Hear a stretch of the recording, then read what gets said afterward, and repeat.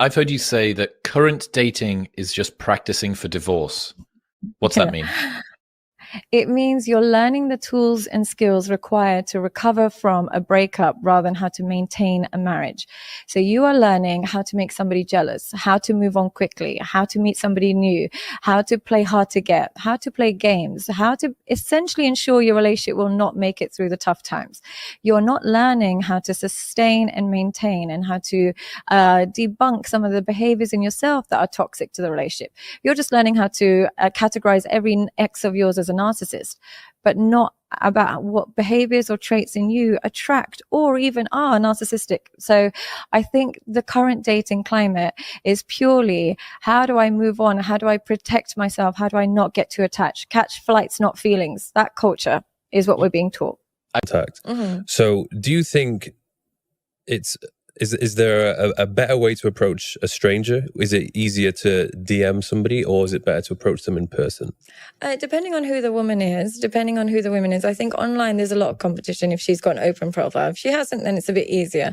In person is always better because people can read your energy. And that is something that you can't always get online. So I think in person, and if you just remove the reason why men get nervous is they're thinking, is she going to reply? Is she going to say no? Forget about that. Just make it. I think the nerves are much higher in person. DMing someone takes nothing. Do you get nervous speaking to girls in person?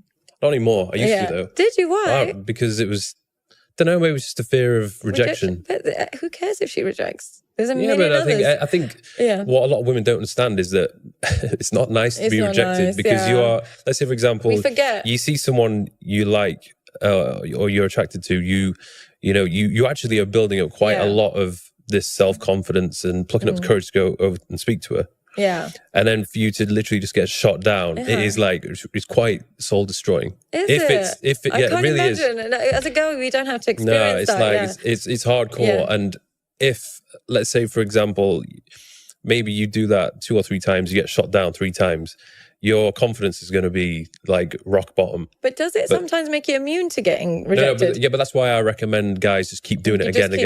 You get immune to it. When you do it so often, you do become immune to it. So that's why you should do something that scares you every single day. Yeah, absolutely. So you become immune to it. And you'll find that you'll get rejected by one girl and then another girl who's better looking than her will be responsive. So it's not really, the thing is men personalize rejection. So many times it's because she's having a fight with her boyfriend, she's had a bad day. It's got nothing to do with you a lot of the time. There's times where you're in a great mood and there's a guy you're not interested in and you'll still be responsive. You're like, hey, yeah, take my number because you're in a good mood. And there's other times you're in a terrible mood and it doesn't matter who he is. You don't want to speak to it. Don't personalize the rejection. It's not about you. Most of the time, it's not about you. I think shared hatreds are much more cohesive than shared loves. And getting people to bind together over the mutual distaste of an out-group is significantly easier than the mutual love of an in-group, which is why there are incentives online for creators to do this. Exactly that. Because here's the thing, not every creator is trying to change your life for the better.